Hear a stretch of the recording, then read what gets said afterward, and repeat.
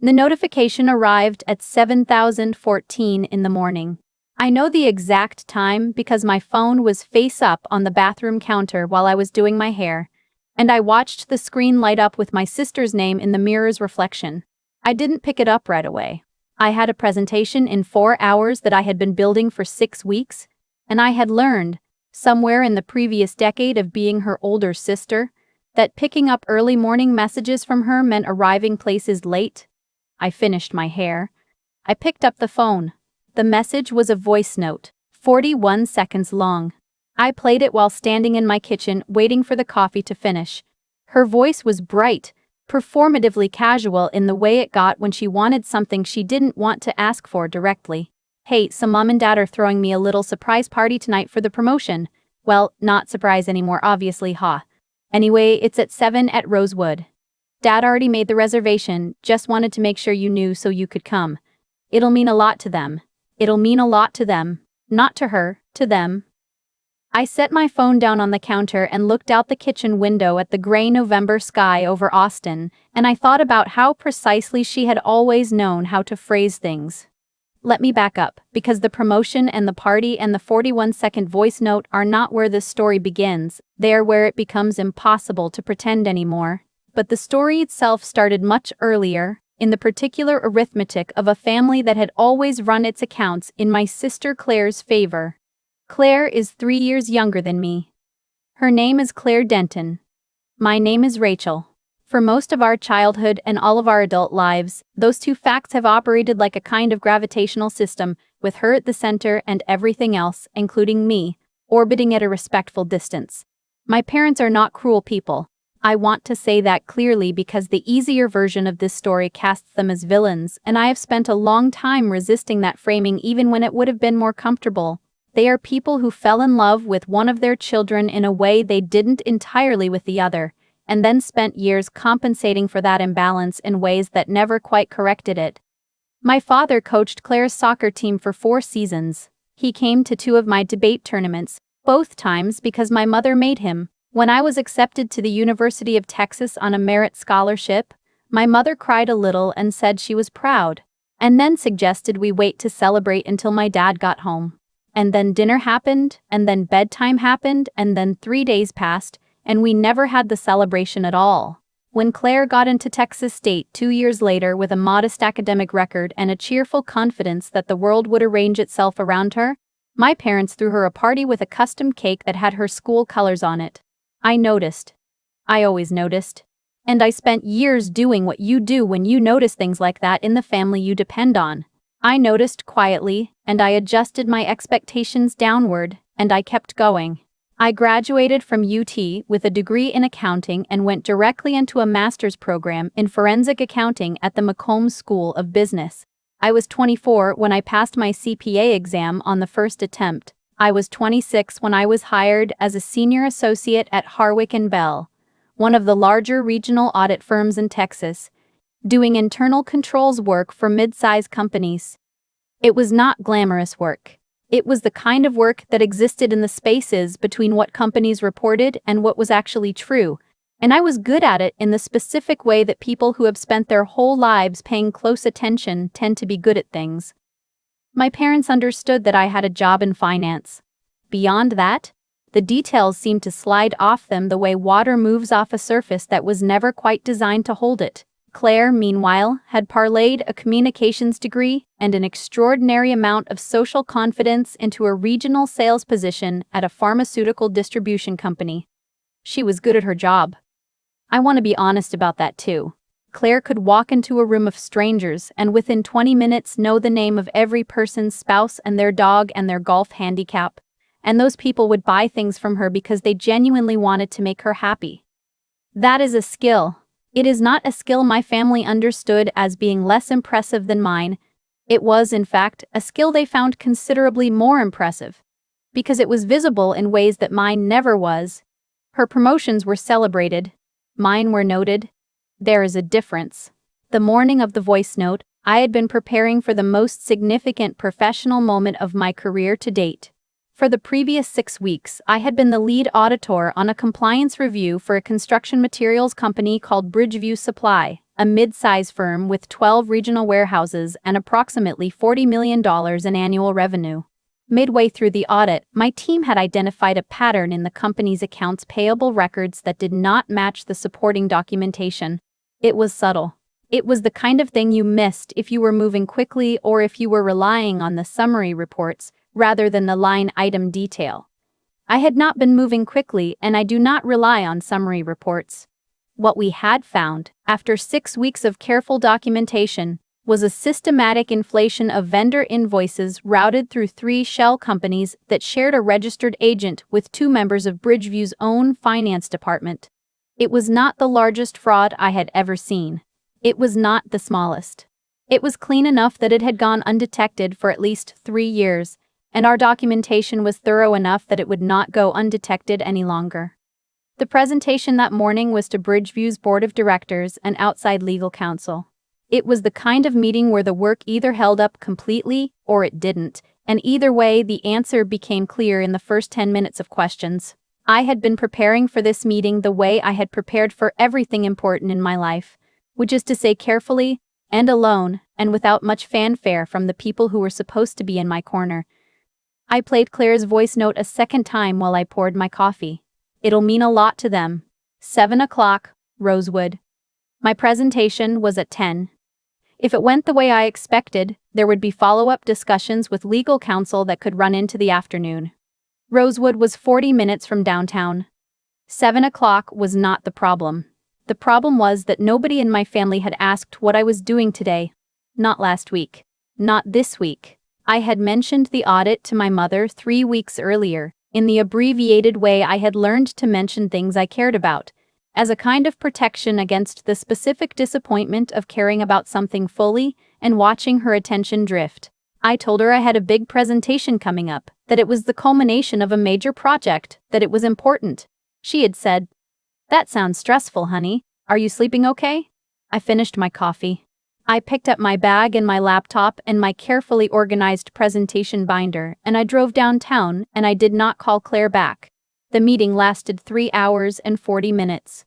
The board's initial response moved through the predictable stages: disbelief, then careful lawyerly neutrality, then a recess, then a return with more targeted questions that told me their outside counsel had already begun recalibrating.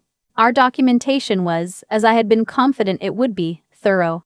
By the time we reached the final section, the questions had shifted from challenging our methodology to asking about the timeline of our findings and the chain of custody of the documentation.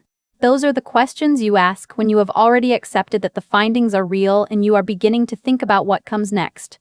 I left the building at 1047 in the afternoon. I sat in my car in the parking garage on Congress Avenue, and I felt the particular quiet that follows something you have worked very hard toward. Not triumph. Not excitement. A kind of clean, settled stillness, like a room after the furniture has finally been arranged the right way. I checked my phone. My mother had texted at 11:30. "Did you see Claire's message? I'm so proud of her, she worked so hard for this. The Rosewood reservation is at 7. Your father and I will be there by 6:45. No question about my morning. No curiosity about the presentation I had mentioned. The one that had been 3 years in the making if you counted the methodological frameworks I'd been developing since graduate school. Just the reservation time and a reminder of her pride in my sister. I sat in the parking garage for a few minutes. I thought about the presentation I had just given. I thought about the 3 shell companies and the registered agent and the 18 separate invoices my team had traced back through 18 months of obfuscated documentation. I thought about my mother's text. I thought about the way pride looks when it's distributed unevenly in a family.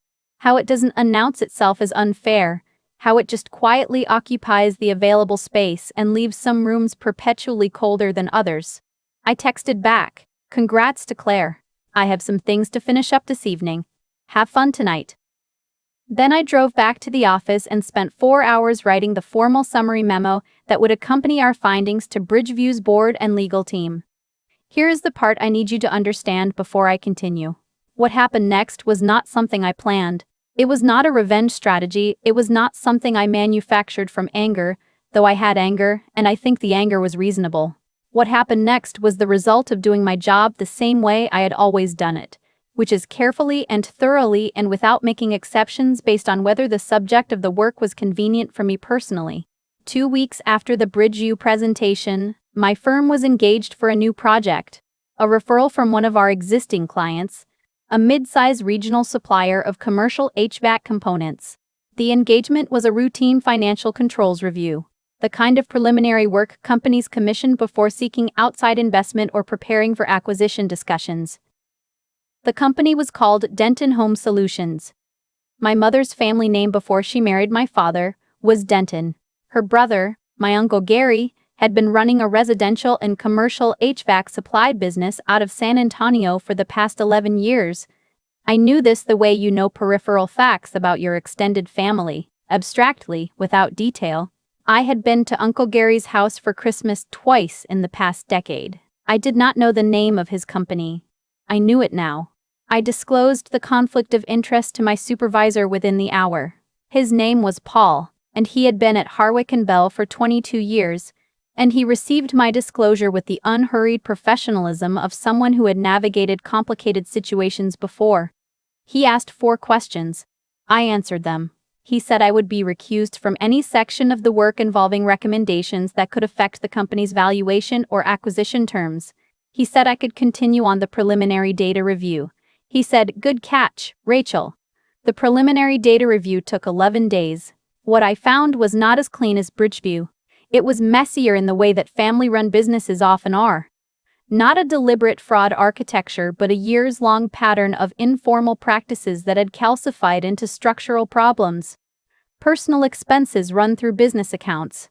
Payroll irregularities for several employees, including 2 who shared an address with my uncle. Revenue reported in quarters that did not align with the corresponding bank deposit records in ways that suggested either extremely poor bookkeeping or selective reporting to minimize taxable income. The second possibility was more consistent with the pattern. I documented everything. I was methodical. I did not let myself feel the personal dimensions of what I was finding while I was in the process of finding it, because that is how you make errors. You set aside the feeling and you follow the numbers, and the numbers tell you what they tell you. When the documentation was complete, I requested a call with Paul. He reviewed my findings over 2 days. On the 3rd day, he called me into his office and told me that given the nature of what I had found, and given my disclosed relationship to the subject, the appropriate next step was to expand the team and proceed with a full forensic audit. He told me I was recused from the audit itself. He told me my preliminary work was excellent and would serve as the foundation for everything that followed. Then he asked if I intended to inform my family. I told him I needed to think about it. I thought about it for one evening. I sat in my apartment in Austin, the one I had chosen because it was close to work and had good light in the mornings and had nothing to do with being near my parents. And I thought about the audit and my uncle and my mother's voice when she talked about Claire's promotion. I thought about my father at Rosewood, raising a glass to the daughter whose achievements he understood. I thought about every adjusted expectation, every quiet recalibration, every time I had lowered my ceiling so the distance between what I hoped for and what arrived wouldn't be far enough to hurt. And then I thought about my uncle, and his employees, and the investors who were being asked to make financial decisions based on records that did not accurately represent what they were being told they represented. Those were not the same thought. But they lived in the same evening. The next morning, I called my mother. She answered on the 3rd ring, which is how she always answers, as if she wants to seem unhurried. We exchanged the usual pleasantries. She asked if I had eaten. I told her I had. Then I told her I needed to talk to her about something professional, and I needed her to hear me without interrupting. There was a pause. Then, okay. I told her my firm had been engaged to do financial work for Denton Home Solutions. I told her what we had found in a preliminary review. I told her clearly and without technical language that the pattern in the records created serious legal exposure for Uncle Gary and that a full forensic audit was now underway. I told her that the responsible action, the action that would allow my uncle the most control over the outcome, was to engage a tax attorney immediately and consider a voluntary disclosure to the IRS before the audit produced formal findings. There was a longer pause. Then my mother said, "Rachel, this is Gary's livelihood. He has employees. You don't understand what you're describing." I do understand, I said. That's why I'm telling you now instead of later. She said, Claire always said you were competitive. I want to tell you that sentence didn't land. I want to tell you I had been in enough difficult conversations by then that I had built up sufficient distance to hear something like that and let it pass through me without catching. But I sat with my phone against my ear in my apartment in Austin, and I felt that sentence in a very specific place in my chest. The same place where 31 years of careful adjustments had been accumulating. I said, I'm going to pretend you didn't say that. Uncle Gary needs an attorney. He has limited time to get ahead of this. My mother said she needed to talk to my father. I said I understood. I said I hoped they would act quickly. Then I said one more thing, because I had been thinking about it since the parking garage on Congress Avenue, since the voice note, since the text about the Rosewood Reservation, since the scholarship celebration that never happened and the merit that was noted and the pride that was always for someone else. I said, Mom, I had a presentation 6 weeks ago. A major one. I had been working on it for months. I mentioned it to you. I know you didn't ask how it went. And I know you didn't ask about it today either. I'm not saying that to hurt you. I'm saying it because I think you should know that I notice. I have always noticed. And I think you should know that I am still here, still calling you when it matters, still trying to give this family the chance to handle things the right way. That is not nothing. She was quiet for a long time. Then she said, I'm sorry we missed the party at Rosewood that night. She meant Claire's party, the one I had not attended. I said, I know. I ended the call. My uncle retained a tax attorney within the week. The voluntary disclosure process, my attorney later explained, is considerably more navigable than being on the receiving end of formal IRS findings, and Uncle Gary's attorney, to his credit, moved quickly. There were penalties. There was a repayment arrangement. There was a corrective action plan that required restructuring several of the informal business practices that had accumulated over 11 years. The acquisition discussions were postponed. The investors were informed. Hurricane Bell's name was not on any of the public documentation. My name was on nothing except an internal disclosure memo that would live in a file at my firm and nowhere else. My mother wrote me an email 3 weeks later. It was carefully worded, the kind of carefully worded that takes several drafts. She said the family was dealing with a difficult situation. She said Gary was stressed and that my father was trying to support him. She said she knew I had done what I thought was right. Near the end, in a paragraph that seemed shorter than the rest, she wrote, I looked up your firm last week. I read about the Bridgeview case. I didn't realize the scope of what you do. I read that sentence several times. I noticed what it was. It was recognition. It was not the recognition you offer freely to someone you understand. It was the recognition that arrives only when ignorance has become inconvenient. But it was something.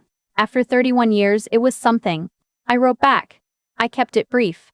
I said I was glad she looked. I said I hoped Uncle Gary and his team were doing okay.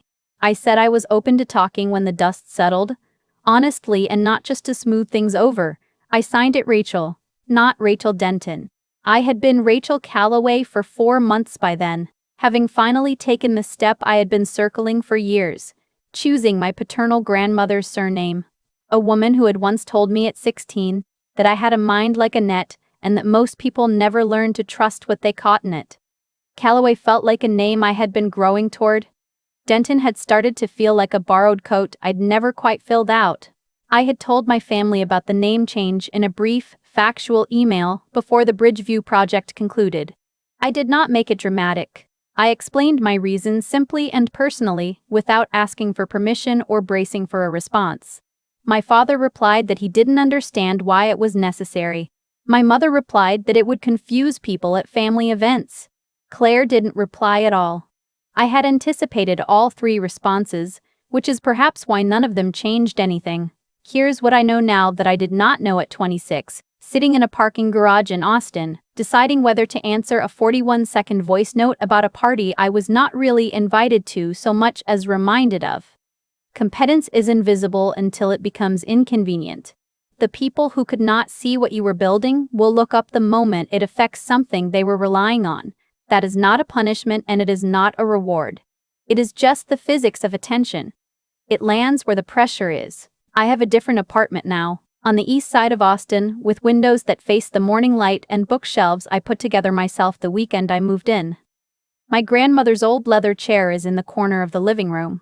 I kept it when she passed and carried it through 4 different apartments because it is the kind of chair that remembers you when you sit in it.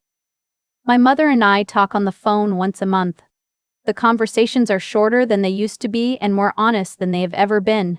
My father sent me a gift card for my birthday last year with a note that said he was proud of me, and I held that card for a while before I put it down.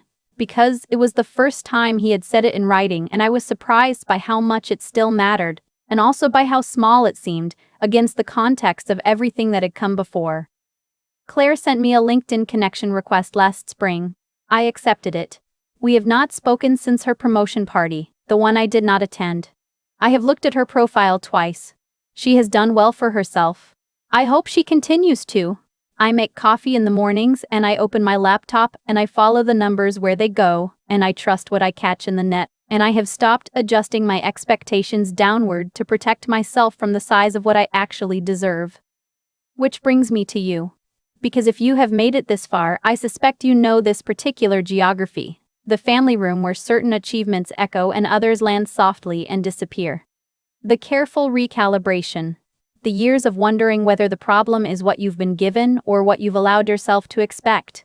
Here is the question I'll leave with you. When the people who are supposed to see you clearly finally look up, not because you demanded it, not because you performed anything, but because the work you did in your own integrity eventually made itself impossible to ignore, when that moment comes, what do you want to already be true about the life you built while you were waiting? Because the life I built while I was waiting turned out to be the whole point. The waiting was just the weather. The building was always mine.